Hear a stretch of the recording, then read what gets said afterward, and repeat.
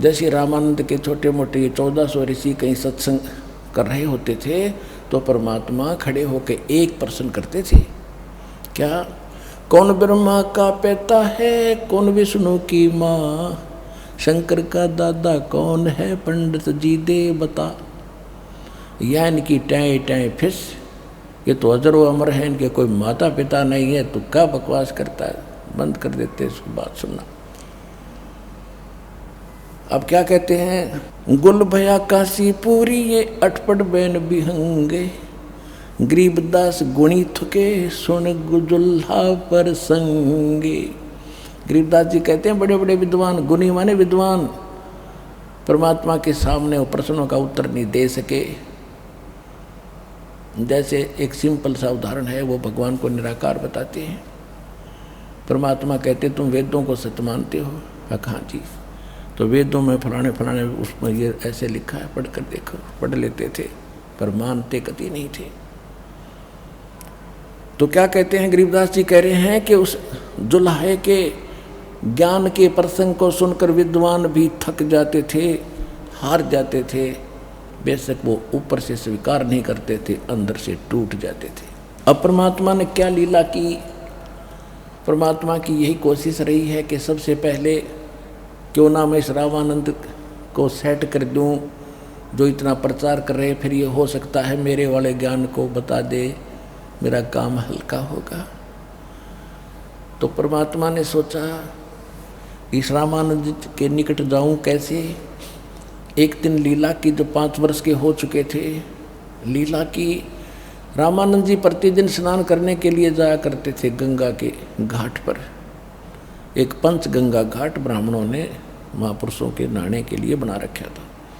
ब्राह्मण नहाते थे उसमें, प्रतिदिन जाते थे मुंह अंधेरे वक्त से। एक दिन परमात्मा ने छोटे से बच्चे का रूप बनाया, 2.5 साल के बच्चे का, 2.5 वर्ष के बच्चे का रूप बना करके पैड़ियों में लेट गए, जहाँ गंगा पर नहाने के लिए नीचे घाट पर उतरते हैं स्नान करने वाले। रामानंद जी वक़्त से उठे, अपने स्वाभाविक तरीके से नीचे उतर रहे थे, नहाने के लिए जल के निकट जा रहे थे। बीच में लेटे बच्चे के सिर में उनकी खड़ाऊँ लगी तो जैसे बालक लीला करता रोने की, परमात्मा रोने लगे। रामानंद जी क्योंकि दयालु साधु संत दयालु होते हैं, एकदम स्पीड से झुके कि कोई बालक का चोट लग गई।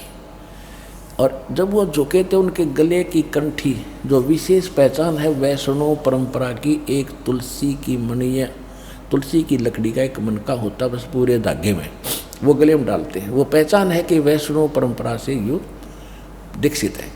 वो निकल के वह माला कंठी कबीर जी के गले में डल गई अंधेरे में। रामानंद जी ने उठाया कि बेटा राम राम बोल, राम राम बोल, राम के नाम से सुख होता है। चोट लगी तुझे, बैठ जा, तेरे घर भिजवा दूंगा बेटा, तू गलती से नींद में इधर आ गया। परमात्मा चुप हो गए, जो काम था उनका हो गया। वो नहाने लग गए, वो अंतर्ध्यान होगा अपने कुटिया में आ गए। रामानंद जी ने सोचा बच्चा चला गया होगा, इधर उधर देखा, नहीं कहीं मिला, कोई बात नहीं। अब कुछ दिनों के बाद परमात्मा ने एक रामानंद के शिष्य को, ब्राह्मण को, विवेकानंद नाम था उसका, वो प्रवचन कर रहा था। श्री विष्णु जी के ये पुजारी होते, विष्णु को सुप्रीम पावर बताते।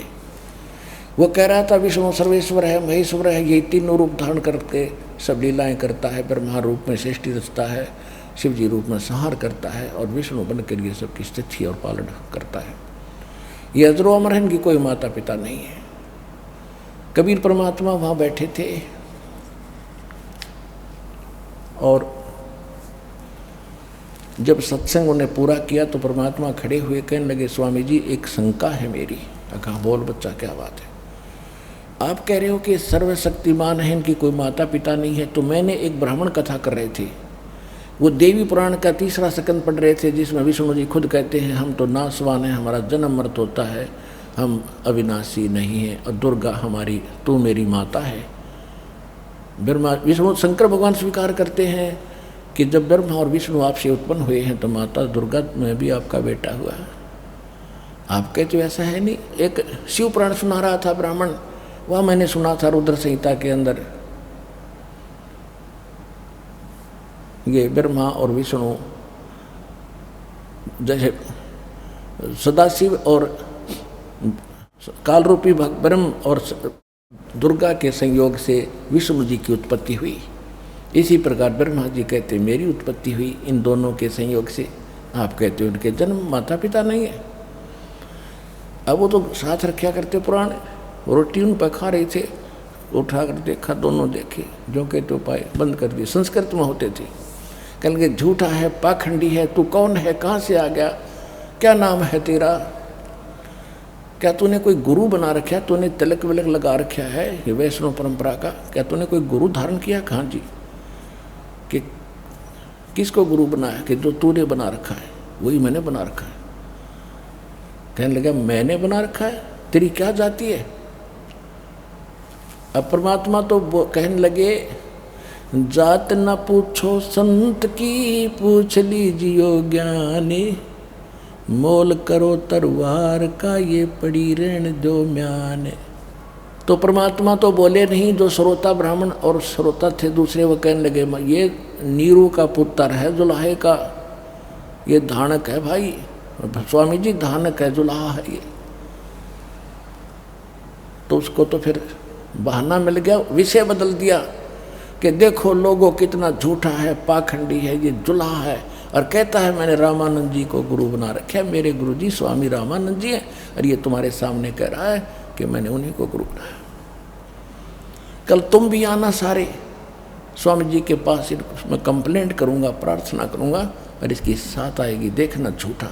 हमारे गुरु जी तो इन शूद्रों को निकट भी नहीं आने देते। ये वैसे वहाँ उस समय सही था।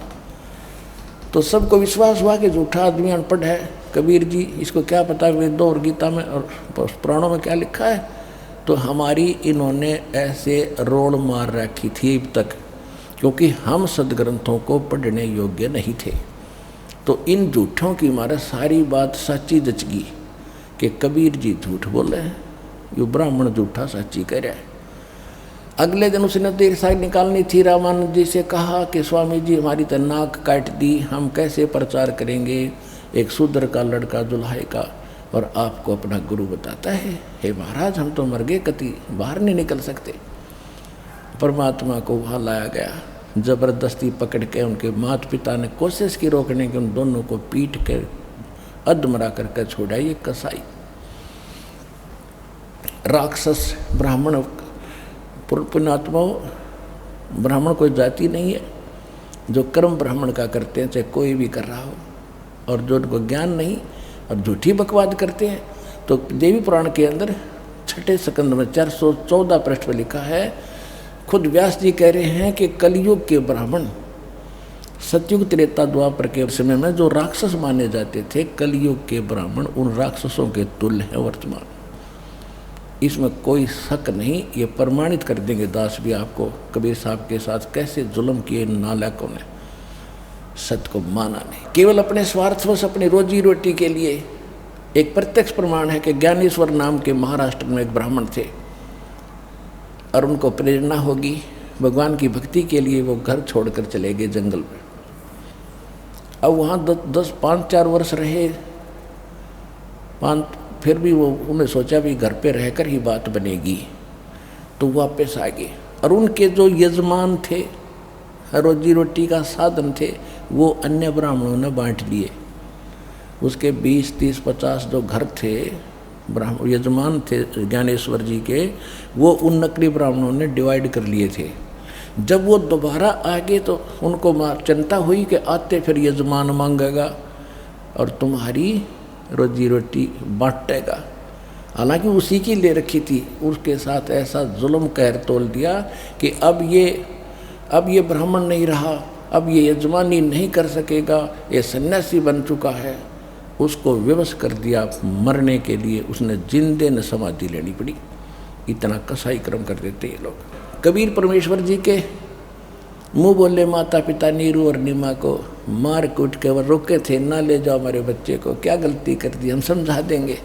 उन मस्टंडे लेकर गया था विवेकानंद, 5, 8, 10 डंडे वाले, उन्हें कूट कूट कर दुमरे करके छोड़े, उनको परमात्मा को ले आए। रामानंद जी के सामने जब खड़ा किया कि स्वामी जी ये आ गया वो जुल्हे का बेटा, जो हमें बदनाम करता है।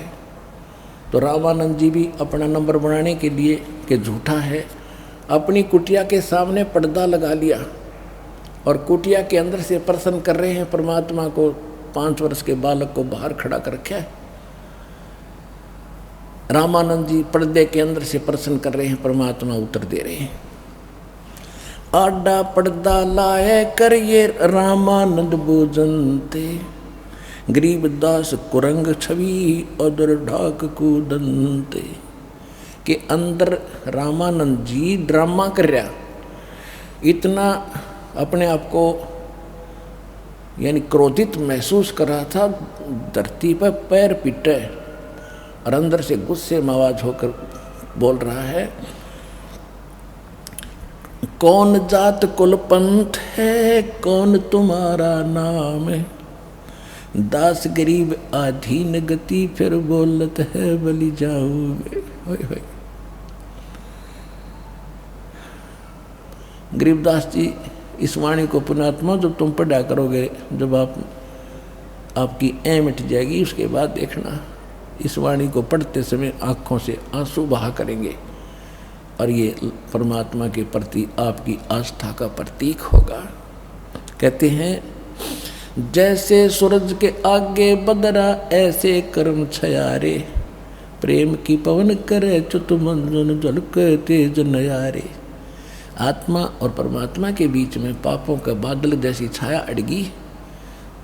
जब तक ये अड़ी हुई है बादल कर्मों का, आपके अंदर प्रेम जागृत नहीं होता और फिर इस ज्ञान से फिर भगवान में आपका प्रेम जागेगा, आंसू की धार बहने लग जाएंगी। तो उसके बाद ये पापों की समझो वो बादल छट गए, खत्म हो गए। जैसे सूरज के आगे बदरा ऐसे कर्म छयारे, प्रेम की पवन करे चित मंजन फिर झलके तेज नयारे। अब जैसे गरीबदास जी कह रहे हैं, रामानंद जी पूछ रहे हैं, कौन जात कुल पंथ है, कौन तुम्हारा नाम है। रामानंद जी पूछ रहे और गरीबदास जी क्या बता रहे हैं, दास गरीब आधीन गति फिर बोलत हैं बलि जाऊं मैं। कि सारी सृष्टि के मालिक सर्वशक्तिमान 5 वर्ष के बालक के रूप में एक सच्चे शिष्य की भूमिका करते हुए विनम्र भाव से अधीन होकर प्रश्न का इंतजार कर रहे हैं। बोलो गुरुदेव क्या कहना चाहते हो। तो परमात्मा ने क्या बताया, कहती आधीन से, अभिमान से नहीं, क्योंकि सच्चाई को किसी तरह बता दो सच्चाई रहेगी। जाति हमारी जगत गुरु और परमेश्वर है पंथ, दास गरीब लिखत पढ़े मेरा नाम निरंजन कंत। होय होय होय।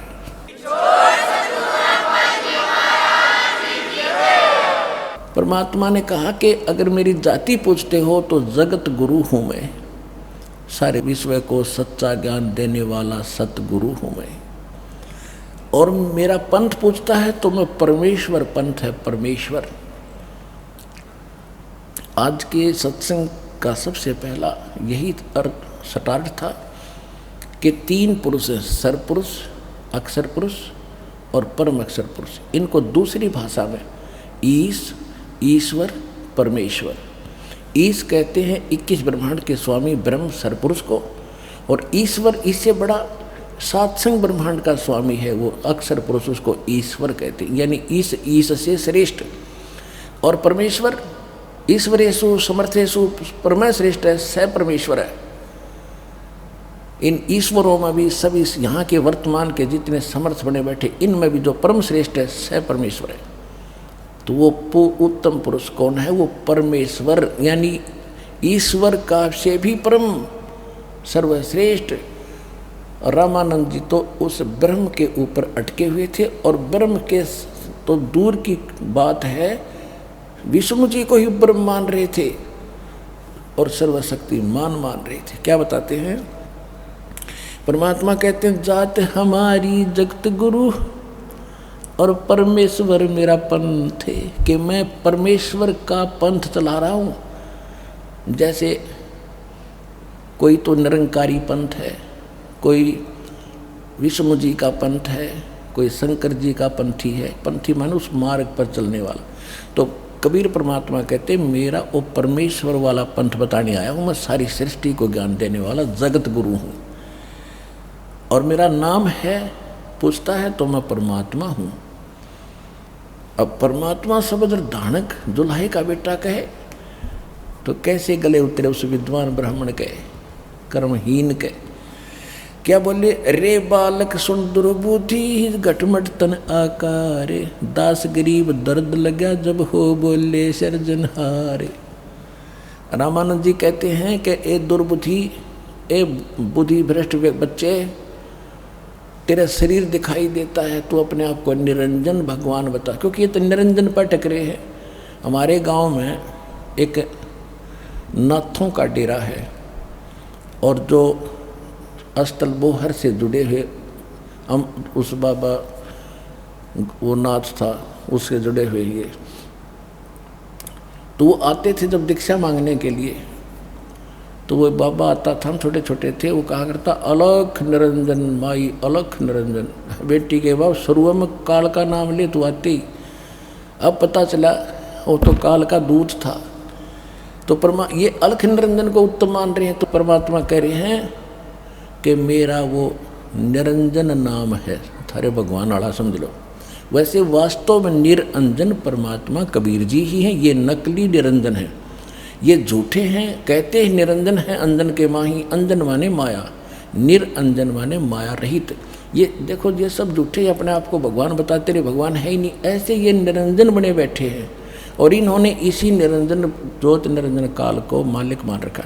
तो इसलिए भगवान कहते हैं कि मेरा ये निरंजन नाम समझ ले। अब उस निरंजन को ये मानते निराकार, और यहाँ रामानंद जी उल्हाने दे रहा है कि तेरा शरीर दिखाई दे, तेरा आकार है, और फिर भी तो कहता है मैं भगवान हूँ।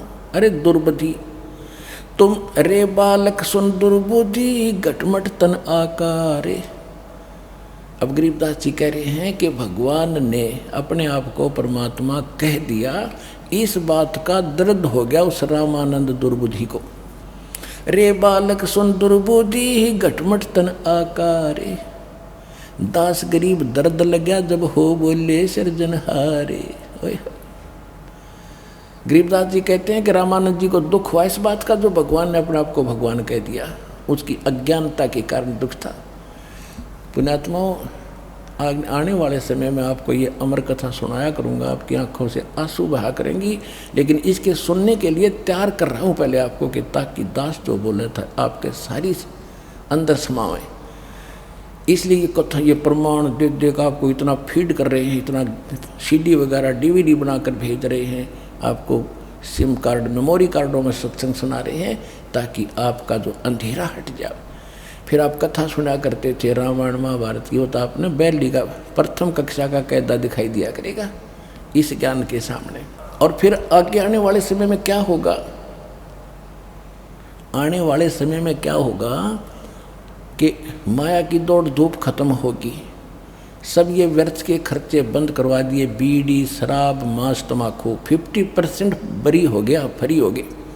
उसके बाद रही ये परंपराएं, ब्याह शादी बकवाद नाचने गाने छूछक बात, ये कति बंद करेंगे।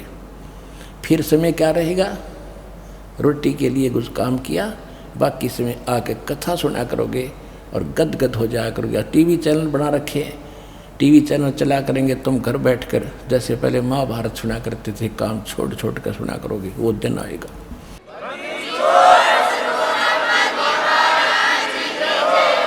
अब रामानंद जी दुखी हो, गाली दे रहे हैं अपने मालिक को बिना पहचाने। तुम मोमन के पालुआ तेरा जुल्हे के घर बासे, दास करीब अज्ञान गति एता दृढ़ विश्वास। कि तुम मोमिन मुसलमान के घर टुकड़ों पर पलने वाले, और तू तेरा धानक जुल्हे के घर तेरा निवास है, और तू अपने आप को भगवान कहता है। मान बड़ाई छोड़कर बोलो बालक बेने, दास गरीब अधमुखी एता तुम गट फैन। तर्क तलु से बोलते ये रामानंद सुरज्ञाने, दास गरीब कुजात है आखिर नीच निदान। अभद्र गालियां देनी शुरू कर दी रामानंद जी ने कि आखिर में तू नीच है ना, कुजात है, तेरी माँ का बेरा ना तेरे बाप का पता नहीं, इसलिए तू बकवाद कर, अपने आप को भगवान बता रहा है। फिर क्या बताते हैं,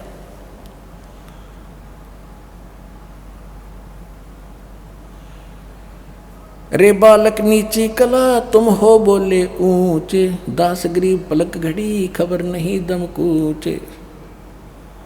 हाय रामानंद जी कभी तो गालियां दे रहे हैं, फिर ज्ञान से समझा रहे हैं कि तू अपने आप को भगवान मान बैठा, तेरी कभी भी मृत्यु हो जाएगी, तू कैसी भगवान है, भगवान तो भगवान ही होता है।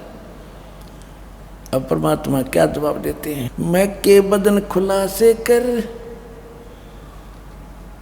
सुन स्वामी परवीन।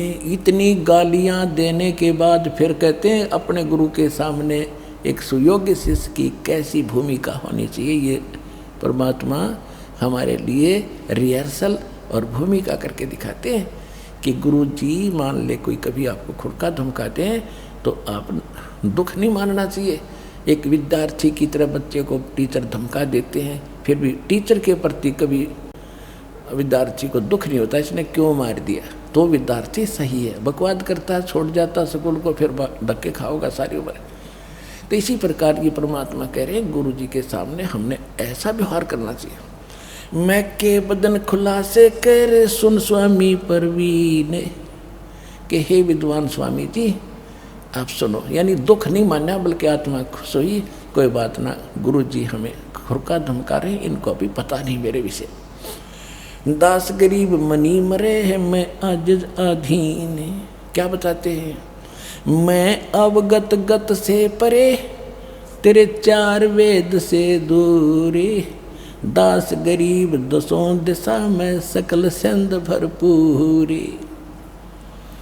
सकल संद भरपूर हूँ खालिक हमरा नामे, दास गरीब अजात हूँ तै जो कहा बलि जाऊँ। कि हे स्वामी जी मैं मेरा कोई जाति नहीं है, अजात हूँ मैं, और आपने मुझे नीच दुर्बुद्धि दुष्ट संज्ञा से जो पुकारा तो मैं आपका बलिहारी जाता हूँ आपके ऊपर। लेकिन मैं कौन हूँ, ए स्वामी जात पात मेरे नहीं, जात पात मेरे नहीं, मारी बस्ती है बिन थाम, दास गरीब अनीन गति तन मेरा बिन चाम। मेरा शरीर आप जैसा नहीं है, देखो हाथ लगा के, हाथ कैसे लगाओ तो फिर ब्राह्मण बन रहा, वह तो ना समझ मारी थी अभी। ए स्वामी सृष्टा में और सृष्टि हमारे तीर, दास गरीब अधर बसों में अवगत सत्य कबीर। ए स्वामी जी सारी सृष्टि का रचने वाला मैं ही हूँ और सारी सृष्टि मेरे ही आधार है, और मैं ऊपर रहता हूँ सतलोक में। अविगत सत्य कबीर, यानी सत्य साहेब सच्चा भगवान सच्चा कबीर मैं हूँ। और कबीर नाम तो बहुत होंगे लेकिन वो सत्य कबीर नहीं हो सकते। सुन रामानंद राम हम मैं बावन नरसिंह, दास गरीब सर्व कला मैं व्यापक सर्वंग। सुन स्वामी सतभाखे हूँ झूठ न हमरे रिंच, दास गरीब हम रूप बिना और सकल परपंच। मैं रोवत हूँ सृष्टि को ये सृष्टि रोवे मोहे, गरीबदास इस योग को समझ न सकता कोई। 5 वर्ष का धानक जुलाहे बेटा और ये बातें कह रहा है एक विद्वान पुरुष जिसका बोलबाला 1400 ऋषि 52 दरबार चले जिसके। उस आदमी का कैसे गला उतरे कि यू सच्ची बोल रहा है, और सारी सत्य बोल रहे थे भगवान। फिर परमात्मा ने उसको समझा के ठिकाने बुद्धि लाए उसकी। परमात्मा क्या कह रहे हैं, गोता लाऊं स्वर्ग में और फिर बैठूं पाताल, गरीबदास ढूंढता फिरूं अपने हीरे मोती लाले। गोता मारूं स्वर्ग में जा पहुँचूं पाताल, गरीबदास ढूंढता फिरूं अपने हीरे मोती लाल। रामानंद जी ने सोचा भाई इतनी दृढ़ता के साथ ये बात कर रहा है, लेकिन इस बात को पहले अवश्य मानते थे सभी कि भाई पता नहीं भगवान किस रूप में आ जा, और भगवान के लिए भटक ही रहा था। वो बचपन से संत हुआ, भगवान ना मिलने से फिर ये प्रभु बन जाते हैं, गुरु बन गए, फिर वो महिमा होगी, भगवान किनारे रख दिया, आप भगवान बन गए, साहब कवान लग गए। ऐ तेरा के रामानंद जी ने सोचा भी मैं पहले अपना कर्म कांड रह गया, उसका कुछ भक्ति अंश रहता था। उसने कहा कि इसको खड़ा रहे तू बाहर, अब इसको बाहर ही रखो, मैं पहले अपनी पूजा कर लेता हूँ, फिर इसके बाद इससे बात करूँगा। अब उस दिन क्या लीला की मालिक ने, रामानंद जी प्रतिदिन मूर्ति पूजा करते थे, लेकिन करते थे मानसिक, जैसे सपना देखा करते हैं, और वो उसका दृढ़ अभ्यास हो गया था। प्रतिदिन 1 मिनट बैठते ही वो प्रक्रिया शुरू हो जाती थी।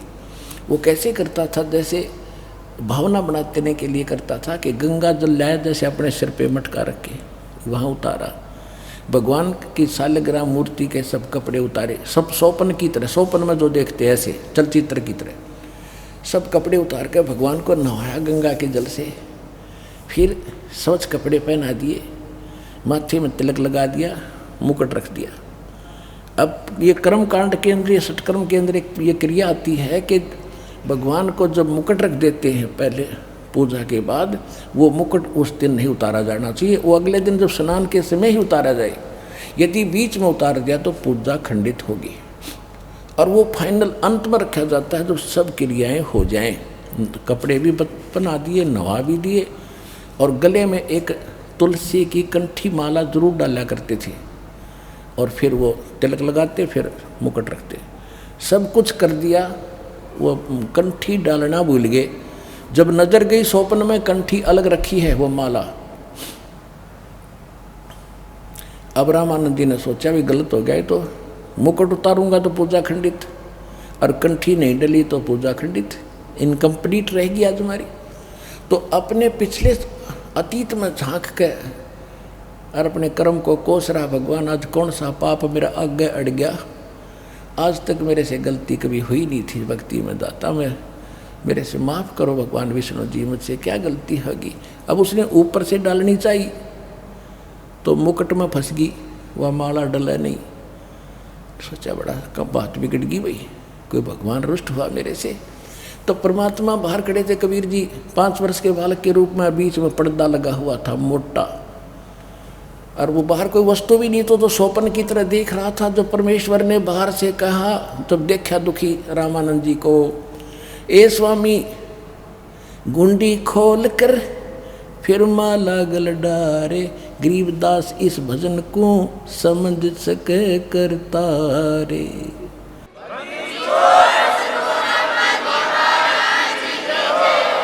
अब परमात्मा ने कहा कि ए स्वामी जी दुखी ना हो, इस माला की गांठ खोल लो, या गांठ खोल के और फिर गले में डाल दो, आपकी पूजा खंडित नहीं होगी। ओए होए होए, रामानंद जी ने देखा ना कोई मूर्ति बाहर बना रखी, मैं तो सोपन सा देख रहा था, मन से कल्पना कर रहा था, और इस 5 वर्ष के बालक ने मेरे मन की बात बता दी। कहते डोडी पर्दा दूर भगा, वो पर्दा लगा रखा था, दूर फेंक दिया, एकदम बाहर आया। पुण्यात्माओं, इसको कहते पंडित। ब्राह्मण सोए जो ब्रह्म पछाणे, पंडित यानी ब्राह्मण वही होता है भगवान के लिए भटक रहा है, और सामने भगवान आ गया, उससे फिर समाज को देखकर लोक लाज में भगवान से दूर रहता है, वो भक्त नहीं है। तो रामानंद जी के सामने एक समय एक तो तरफ भगवान खड़ा, दूसरी तरफ उनकी महिमा खड़ी थी कि वो छूते भी नहीं अछूत को, और सारा समाज क्या धिक्कारेगा, सब भाग जाएंगे, चले चले भाग जाएंगे। लेकिन इसको ब्राह्मण कहते हैं। उसने लोक लाज और भाड़ में जाओ यो संसार, भगवान के लिए भटक रहा है, सामने खड़ा। कहते डोडी पर्दा दूर कर लीन्या कंठ मिलाए, छाती के गले कर चिपका लिया। गरीबदास गुजरी बहुत जब बदने बदने मिलाए।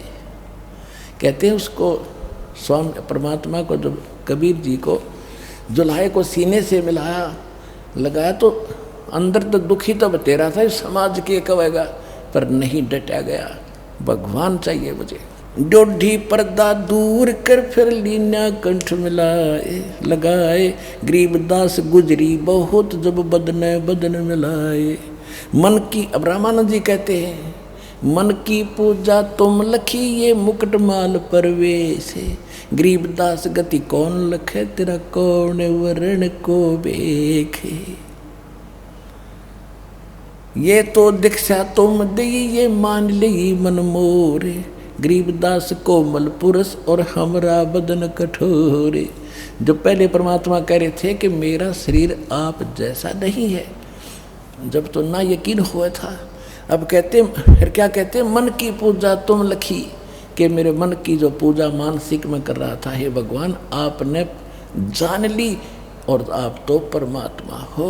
मन की पूजा तुम लिखी ये मुकुट माल परवेश, गरीबदास गति को लखे तेरा कौन वर्ण को बेख। कह लगे रामानंद जी, है परमात्मा आपने कैसे पहचाने हम तो तुच्छ बुद्धि के जीव, आप सारी सृष्टि के मालिक रीति अंतर्यामी हो आप। अरे जुल्हाए के घर में और 5 वर्ष के बालक के रूप में आप खड़े हो, आपको हम तुच्छ बुद्धि जीव कैसे पहचान सकते हैं। You are God.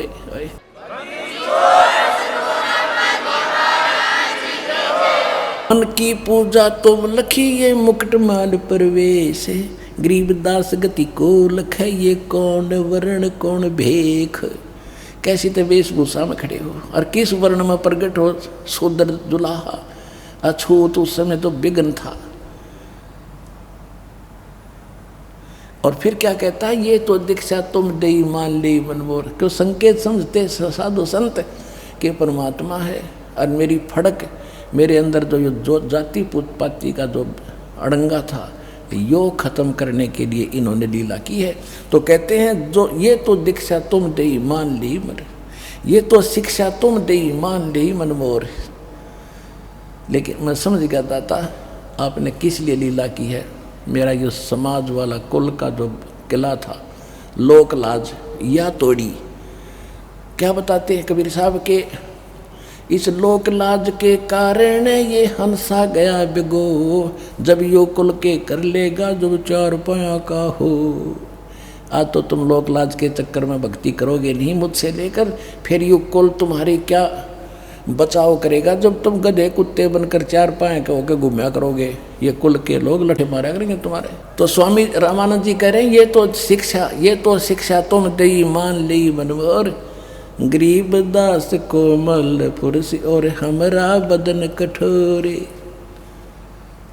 कि जो तुम आप मुझे समझाना चाहते हो मेरे समझ में आएगी कि मैं गलत आदमी हूँ, मैं भेदभाव और जाति वर्ण में भगवान से दूर हो रह जाता।